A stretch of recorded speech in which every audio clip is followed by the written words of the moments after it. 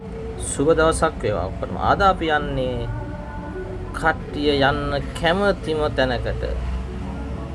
සමහර අය නම් ඉතින් මේවා ගොඩ කරන්න සීගිරියක් ගලවන්න ඕන කිව්වනේ. ඒ වුණාට මෙන්න අද සුපිරියටම තියෙන තැන. වරාය නගරය ශ්‍රී ලංකා.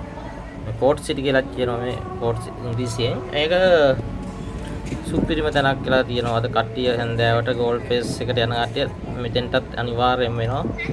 ලස්සන පරිසරය, මේ ලස්සනට තියෙන කබාන ටිකක් තියෙනවා, ලස්සන රෙස්ටුරන්ට් ටිකක් තියෙනවා.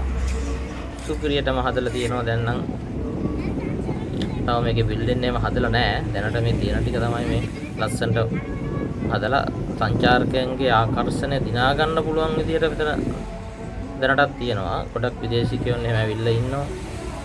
ශ්‍රී ලාංකික මිනිස්සු වෙනවා. මේ වෙන්නේ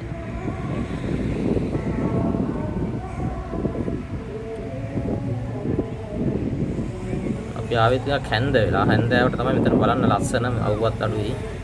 හරිම ලස්සනයි මෙතන. මේ අපිත් එක්ක ආව ජනිදු ආවා, දිනුෂා ආවා, මගේ වයිෆ් ආවා. අපි 4 දෙනා තමයි මෙතෙන්ට ආවේ. මෙතන තියෙනවා පොඩි ළමයිට උනත් ඔරු පදින්න විදියට එතන ලයිෆ් ජැකට් දාලා ලස්සනට හදලා තියෙනවා. පොඩි ළමයිට සෙල්ලම් කරන්න තියෙනවා. ඉතින් මෙතන හොඳ තැනක් සංචාරක පොඩ්ඩක් ඇවිල්ලා හැන්දෑවට නිදහස් වෙන්න.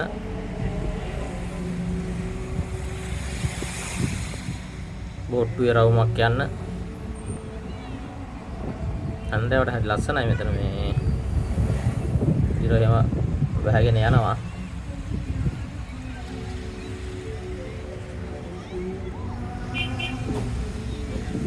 අපේ 3 දෙනා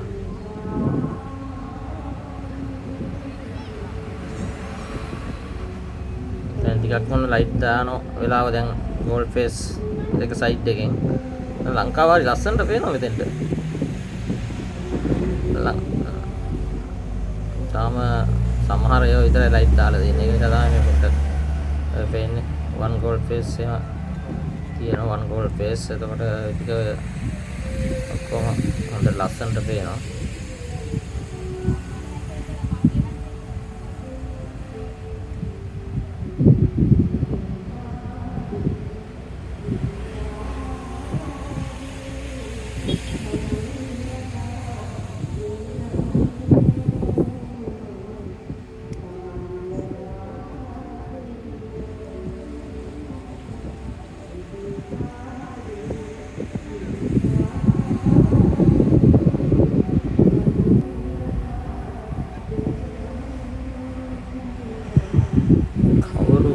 කිව්වා සංචාරකයන්ගේ ආකර්ෂණ දිනා ගන්න මේ වගේ ලස්සන තැන් තියෙනවා. නැත්තම් ඉතින් එන්නේ නැහැ. ඉතින් ඩුබායි වලට සංචාරකයෝ වැදෙන්නේ මේ වගේ ලස්සනට හදලා මූදවකට කරලා ලස්සනට හදලා තියෙනවනේ. ඒ වගේ තමයි මේ පේන්නේ අපේ වෙරළ වරාය නගරය ඇතුලේ මේ පේන්නේ මහ බැංකුවට මේ ලංකා බැංකුව.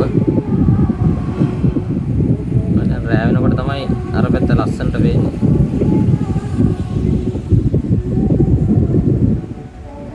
මේ ඉන්නේ අපේ කට්ටිය සෙට් එක. මේ පේන්නේ නෙළුම් කුළුණ වරාය නගරයට පේන විදිහ හරි ලස්සනට පේනවා නෙළුම් කුළුණ. හැන්දෑවට තමයි එන්න ඕනේ මෙතන බලන්න. ඔය පේන්නේ ලංකා බැංකුව බිල්ඩින් එක. ඒකත් හරි ලස්සනට ලයිට් දාලා තියෙනවා. වෝල් මාකට් එක.